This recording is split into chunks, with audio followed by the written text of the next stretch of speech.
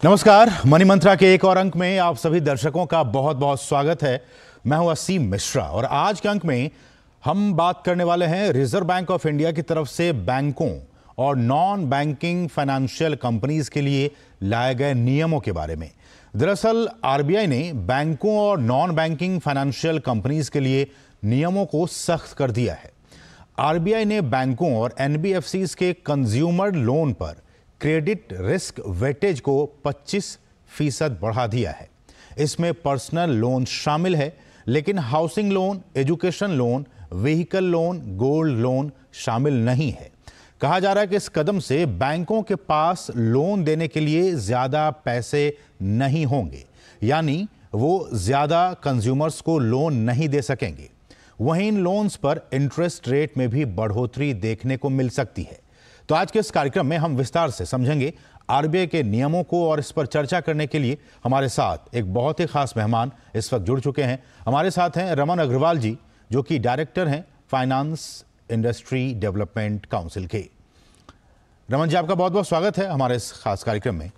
और सर, हमारे जो आम उपभोक्ता हैं, जो आम दर्शक हैं, जो आम निवेशक हैं, उनकी समझ के लिए, उनकी जानकारी अगर आप बता सकें कि ये जो आरबीआई ने जो फैसला किया है, जिसमें कि बैंकों और नॉन बैंकिंग फाइनेंशियल कंपनीज के लिए कंज्यूमर लोन पर क्रेडिट रिस्क वेटेज को 25% बढ़ा दिया है।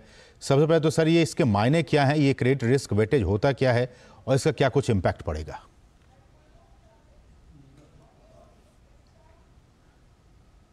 सर, अपने आप को अनम्यूट कर लें सर। नमस्कार जी। देखिए, मैं पहले थोड़ा सा क्लियर कर दूं कि ये जो रिजर्व बैंक ने जो किया है मूव, ये जैसे आपने थोड़ा बताया भी कि बहुत लिमिटेड स्कोप है जिस पर इम्पैक्ट आएगा। तो एक आम आदमी अगर कोई व्हीकल का लोन लेता है या कोई एजुकेशन लोन लेता है या हाउसिंग लोन लेता है या गोल्ड लोन लेता है, उस पर इसका कोई असर नहीं है। अब रिस्क वेट ये होता है कि आरबीआई मानता है कि कुछ तरह के लोन्स ज्यादा रिस्की हैं और कुछ तरह के लोन्स कम रिस्की हैं।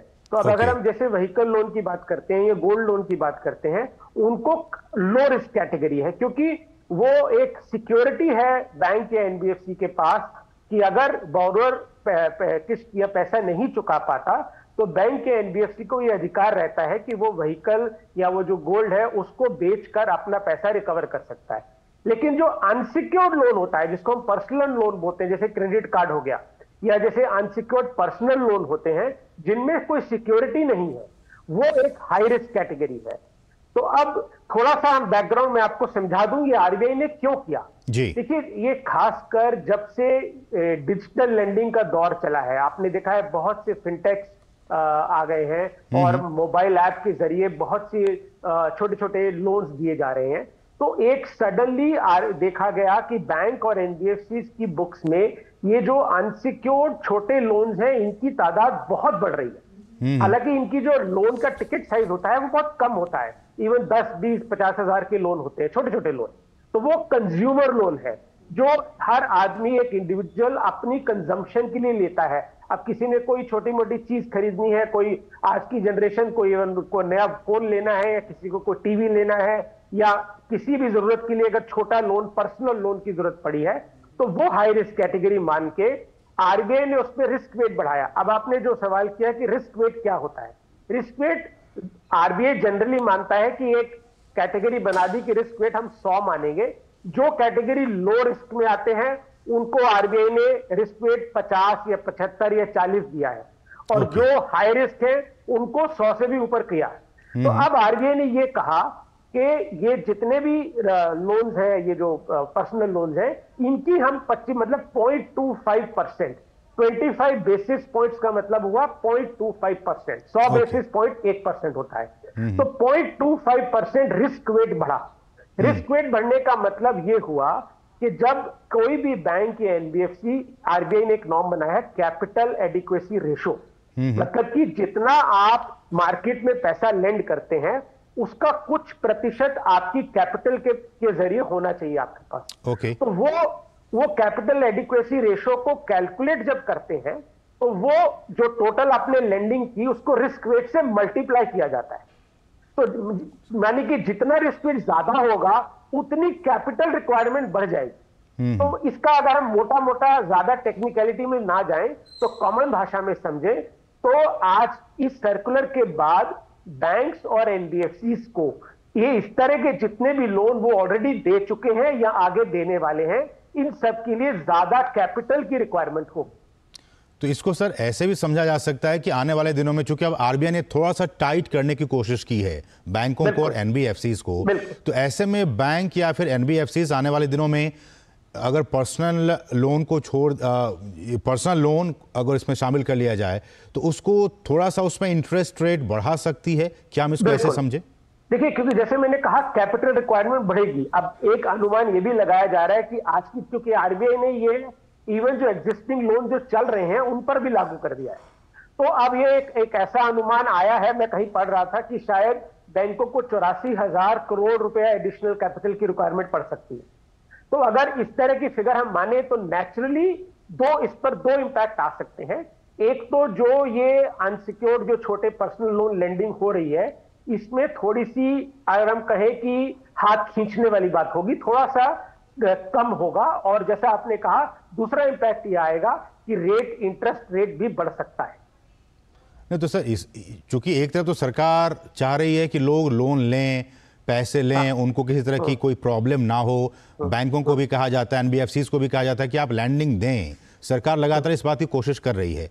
लेकिन आरबीआई का ये कदम, क्या नहीं लगता कि सरकार के उस कदम के थोड़ा सा विरोधाभास नजर आ रहा है मुझे? नहीं, देखिए, मतलब मैं अप्रिशिएट करता हूं जो आपने बात कही। कॉमन आदमी को यही लगता है कि सरकार एक तरफ तो ये कह रही है, दूसरी तरफ ये क्यों कर रही है, लेकिन हमें थोड़ा सा इसको समझना होगा।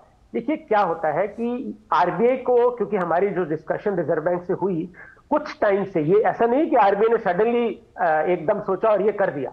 बहुत कुछ पिछले 1-2 सालों से आरबीआई इस चीज को ऑब्जर्व कर रहा है कि सडनली बैंक्स और एनबीएफसी की बुक्स में ये इस तरह के छोटे लोन्स, अनसिक्योर्ड लोन्स बहुत ज्यादा बढ़ रहे हैं। इनकी तादाद, जैसे मैंने कहा, इनका एक कारण रहा है जो डिजिटल लेंडिंग हो रही है, क्योंकि बहुत से बैंक और एनबीएफसी ने फिनटेक्स के साथ टाई अप किया हुआ है, तो वहां पर लेंडिंग बढ़ने से एकदम से इनकी मात्रा बहुत बढ़ गई।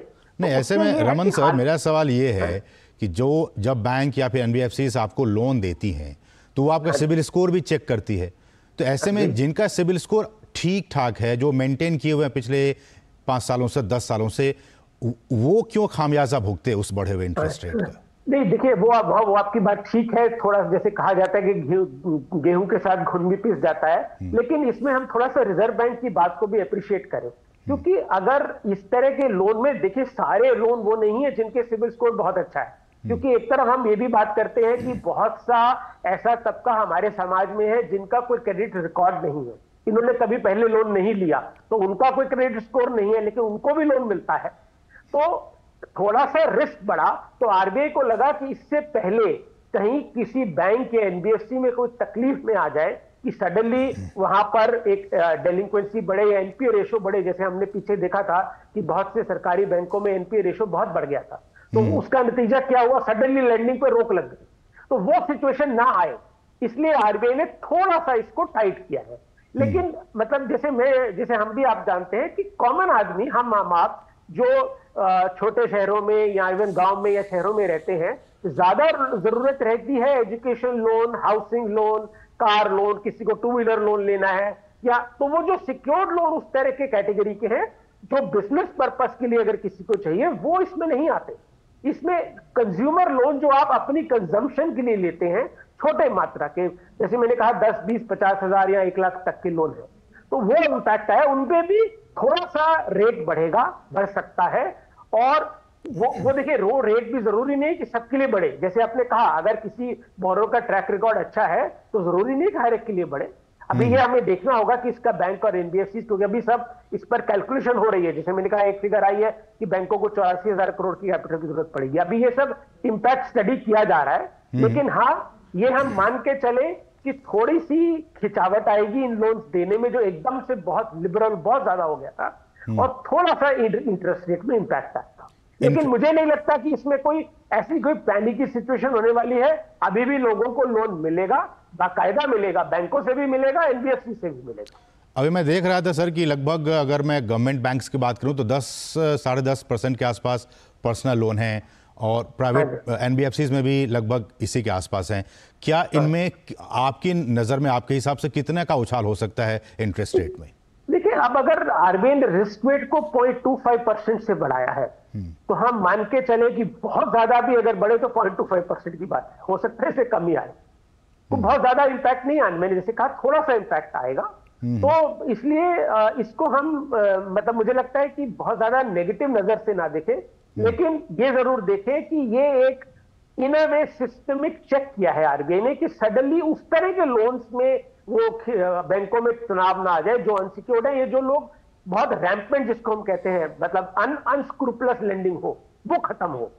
तो और जैसे हमने देखा था बीच में बहुत सारे, जैसे सरकार ने चाइनीज ऐप्स को भी बैन किया क्योंकि सडनली एक स्पॉट हो गया था।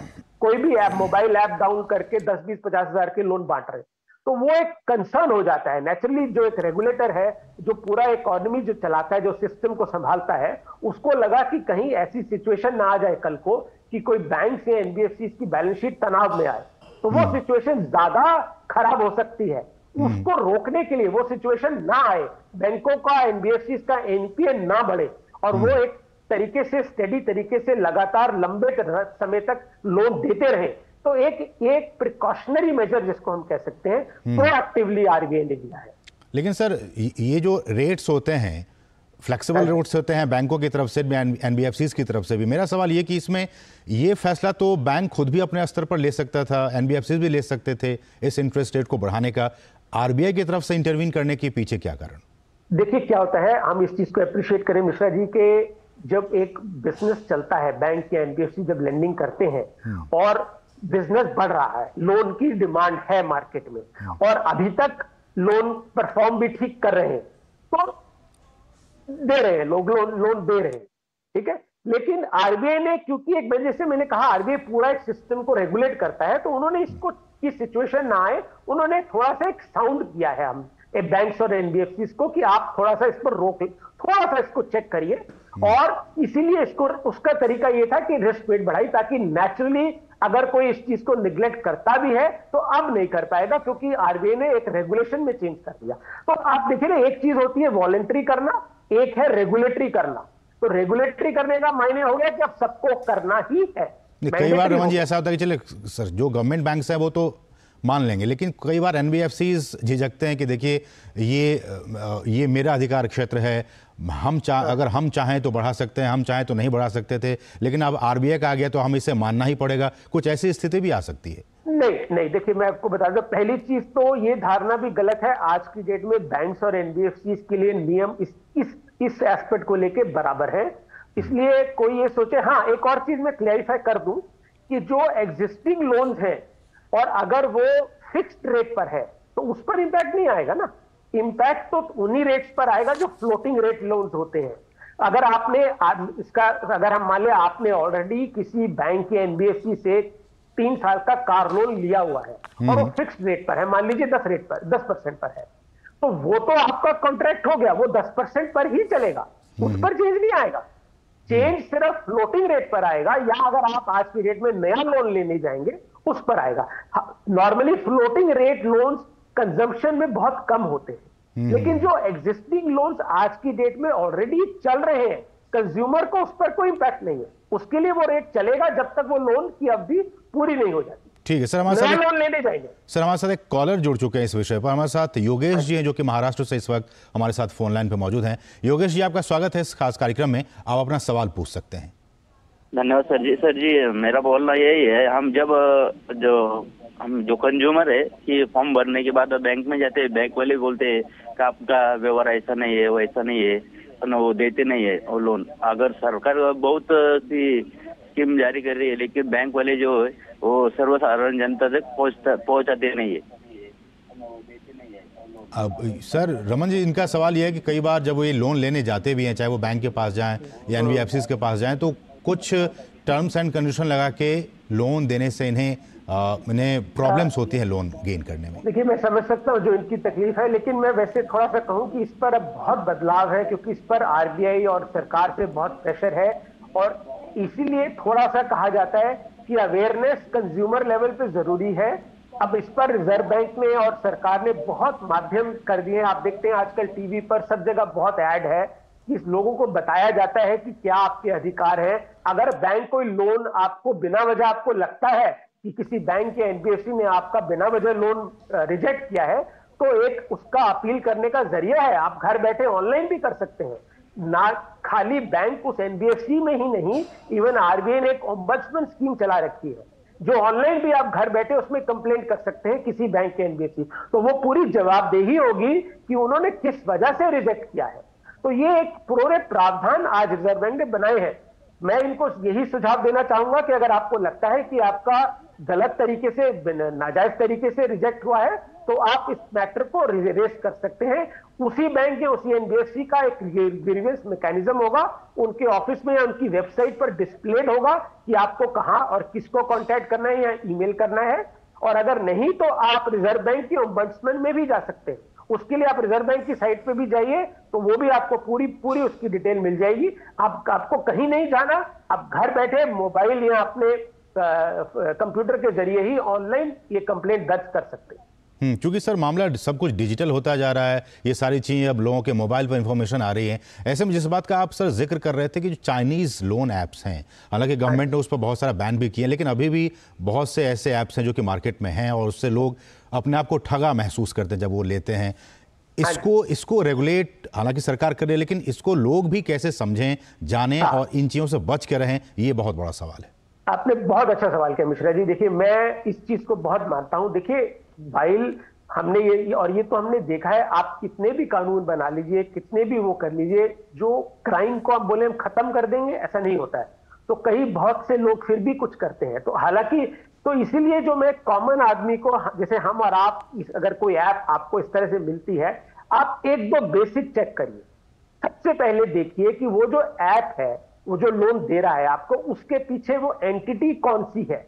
मतलब क्या वो कोई कंपनी है या कोई फर्म है। पहली चीज, अगर वो कंपनी है तो अगर वो लोन दे रही है तो वो मैंडेटरी रिजर्व बैंक से रजिस्टर्ड होनी चाहिए, नहीं तो वो लोन नहीं। अब आप बोलेंगे उसको हम कैसे चेक करें। उसके लिए अगर आप रिजर्व बैंक की वेबसाइट पे जाएंगे तो आपको आरबीआई रजिस्टर्ड एनबीएफसी की लिस्ट मिल जाएगी। तो अगर वो कंपनी उस लिस्ट में आती है तो वो रिजर्व बैंक से रजिस्टर्ड है, तब आप उससे डील कर सकते हैं, क्योंकि वो उसकी जवाबदेही पूरी रिजर्व बैंक को है। लेकिन अगर वो कंपनी नहीं है, कोई फर्म है, तो आपको रुकना होगा। फिर आपको यह चेक करना होगा कि क्या वो किसी बैंक के एनबीएफसी, क्योंकि देखिए दो तरह की लेंडिंग हो रही है। एक डायरेक्ट ऐप, वो खुद लेंड कर रहे हैं। दूसरा, कई फिनटेक्स ने बैंक के एनबीएफसी के साथ टाई अप किया है। तो वो लोन जो है वो आपको फैसिलिटेट तो वो ऐप कर रही है, लेकिन वो लोन एक्चुअल बैंक के एनबीएफसी की बुक में जा रहा है। तो ये सब सिस्टम अगर उस ऐप में अवेलेबल है, ये आप बेसिक चेक कर लीजिए कि उसके पीछे कोई बैंक के एनबीएफसी है जो रिजर्व बैंक से रजिस्टर्ड है। क्या ये अथॉरिटी सर, क्या ये अथॉरिटी है एनबीएफसी को कि वो अपने बिहाफ पे किसी इस तरह के ऐप्स को चला सके मार्केट में? यस, देखिए है, लेकिन उस पर रिजर्व बैंक ने बड़े सख्त नियम बनाए हैं और वो बैंक और एनबीएफसी के लिए बराबर है, जिसको हम कहते हैं आउटसोर्सिंग।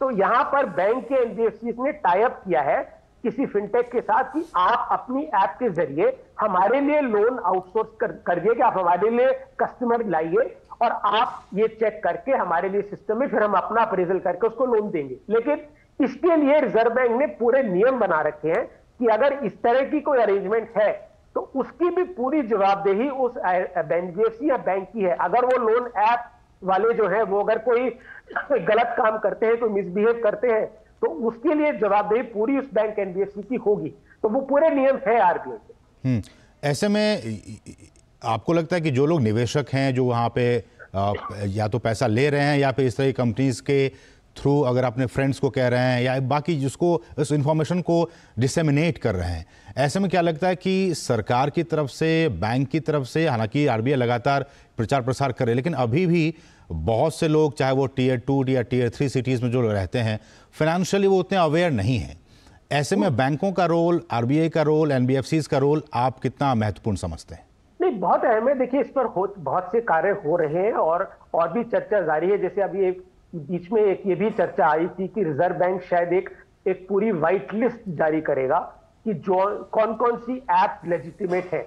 मतलब कौन, क्योंकि क्या है कि जैसे मैंने कहा, अगर मान लीजिए आप मेरी कोई एनबीएफसी है, मैंने आज किसी फिनटेक के साथ ऐप के साथ टाई अप किया है, तो मुझे रिजर्व बैंक को बताना पड़ता है कि ये मेरी ऐप के साथ मैंने टाई अप किया है।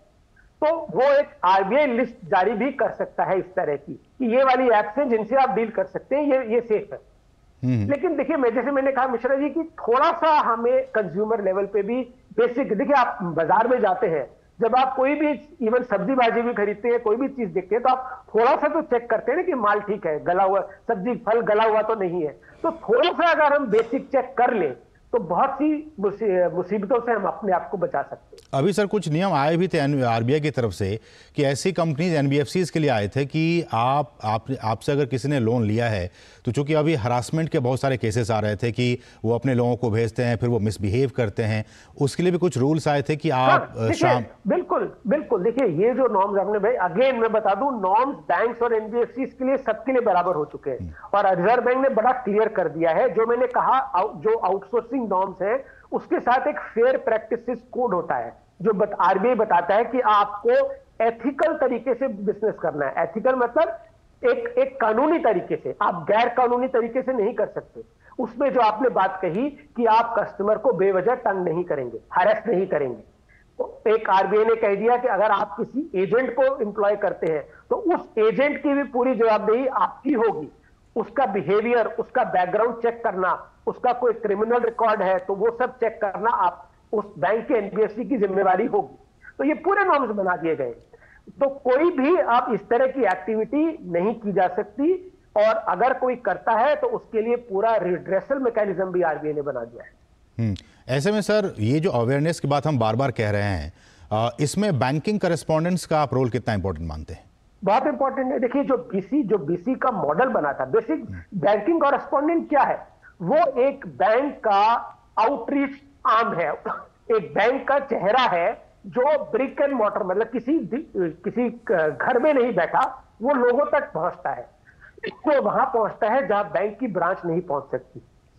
तो अगर वो कहीं किसी बीसी जो है अगर किसी कस्टमर से डील करता है तो वो उसको पूरी जानकारी होनी चाहिए और वो कस्टमर को देनी चाहिए। ये एक एक्सपेक्ट किया जाता है उस बीसी से। ऐसे में सर आप ये मोटा मोटी तौर पर हम ये कह सकते हैं कि अगर आपको लोन चाहिए, चाहे किसी भी कैटेगरी के लोन चाहिए, बेहतर होगा कि आप खुद जाएं, बैंकों के पास जाएं, एनबीएफसीज के पास जाएं, तमाम जो टर्म एंड कंडीशन है उनको पढ़ें, उन कागजात को जानें समझें, तभी आप लोन के लिए अप्लाई करें, बजाय कि आप डिजिटली, या फिर अगर आपको जानकारी नहीं है तो आप डिजिटली इन चीज़ों से बचें।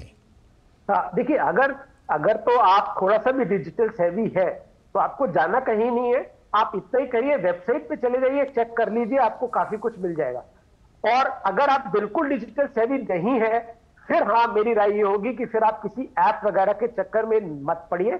बेटर ये होगा कि आप किसी भी नजदीकी बैंक ब्रांच में या किसी भी नजदीकी एनबीएफसी के ऑफिस में जा सकते हैं, और वहां पर तो आपको सब कुछ मिलेगा। बैंक तो है ही, एनबीएफसी के अगर आप ऑफिस में जाएंगे तो सबसे पहले चीज ये चेक कर लीजिए कि उसके बाहर नोटिस बोर्ड पर रिजर्व बैंक का रजिस्ट्रेशन सर्टिफिकेट डिस्प्लेड होगा, जिसमें लिखा होगा कि ये कंपनी रिजर्व बैंक से रजिस्टर्ड है और ये इसका रजिस्ट्रेशन नंबर है। आप तो उसको क्रॉस चेक भी कर सकते हैं, आप उस नंबर को क्रॉस चेक भी कर सकते हैं, क्रॉस चेक भी कर सकते हैं। और बैंक और एनबीएफसी के नोटिस बोर्ड पर ग्रीवियंस मैकेनिज्म भी लिखा होगा कि अगर आपको कोई शिकायत करनी है तो आप इस ऑफिशियल को कांटेक्ट, इस नंबर पर, इस ईमेल पर कांटेक्ट कर सकते हैं। ऐसे में सर एक और ये भी सवाल लोग जानना चाह रहे हैं सोशल मीडिया के जरिए कि अगर आपको किसी भी कैटेगरी का लोन चाहिए तो आप एक व्यक्ति के तौर पर या फिर एक संस्था के तौर पर, अगर व्यक्ति के तौर पर मान लीजिए पर्सनली, तो आपके पास कौन कौन से डॉक्यूमेंट्स होने चाहिए जो कि आप उस वक्त आप प्रोड्यूस करें ताकि आपको लोन आसानी से मिल जाए? देखिए, बेसिक डॉक्यूमेंट जो सबसे पहला है केवाईसी डॉक्यूमेंट। केवाईसी होता है नो योर कस्टमर। ये एक कानून है, एंटी मनी लॉन्ड्रिंग एक्ट। देखिए ये भी क्यों लाया गया, जैसे हम भी जानते हैं आज की डेट में बहुत सी अवैध फाइनेंसिंग, जो डेटर फाइनेंसिंग वगैरह होती है, तो इसलिए ये मैंडेटरी किया गया कि कोई भी बैंक, एनबीएफसी, किसी भी अगर आप कस्टमर को डील करते हैं, चाहे वो लोन लेने वाला बोरोवर है, चाहे वो पैसा जमा करने वाला डिपॉजिटर है, या आपके लिए कोई काम करता है, या कोई आपकी सर्विस प्रोवाइड कर रहा है, हर एक की आपको केवाईसी करनी है। तो आपके पास बेसिक केवाईसी डॉक्यूमेंट जो आपका आधार, पासपोर्ट, या इस तरह का जो डॉक्यूमेंट जो सरकारी लाइसेंस वगैरह जिस पर आपकी फोटो और आपका एड्रेस वेरिफिकेशन हो सकती है। आजकल तो सर केवाईसी के नाम पर भी ठगी हो रही है। हाँ, तो देखिए इस पर भी बहुत आपको सावधान रहना है। इस पर भी नियम बड़े क्लियर हैं कि आप हर एक से अपना आधार शेयर मत करिए, कोई जरूरत नहीं है, क्योंकि आज की डेट में उसके लिए भी टोकनाइजेशन और आधार मास्किंग, उसमें भी आरबीआई ने उन संस्थाओं को ऑथराइज किया है कि कौन आपके आधार कार्ड या कौन आपका बायोमेट्रिक ले सकता है। हर कोई जाके आपके बायोमेट्रिक नहीं ले सकता, तो उसके लिए भी लाइसेंस नहीं। सो बेसिकली आपको अपने केवाईसी डॉक्यूमेंट चाहिए और एक आपको अपना, अगर आपका कोई पिछला ट्रैक रिकॉर्ड है उसका कोई डॉक्यूमेंट ले लीजिए और एक इनकम प्रूफ ले लीजिए। इनकम प्रूफ यहाँ अगर आप रिटर्न फाइल करते हैं तो आप सबसे बढ़िया आप इनकम टैक्स रिटर्न की वो कॉपी ले सकते हैं। तो ये बेसिक, क्योंकि ये बेसिक चेक होते हैं कि एक केवाईसी और ये गेज किया जाता है जो आप लोन दे रहे हैं, ले रहे हैं, वो आप देने की पोजीशन में है, financially you are sound to repay that loan. चलिए, बहुत बहुत शुक्रिया सर रमन सर, आपने बहुत अच्छे से और बहुत विस्तार से हमारे दर्शकों को समझाने की कोशिश की। मुझे लगता है कि हमारे जो व्यूअर्स होंगे बहुत लाभान्वित हुए होंगे आज के इस चर्चा की बात से। बहुत बहुत शुक्रिया रमन अग्रवाल, निदेशक FIDC, आपका बहुत बहुत शुक्रिया हमारे साथ जुड़ने के लिए। तो इसके साथ ही मनी मंत्रा के आज के इस अंक में बस इतना ही। मुझे और हमारी पूरी टीम को दीजिए अनुमति। नमस्कार।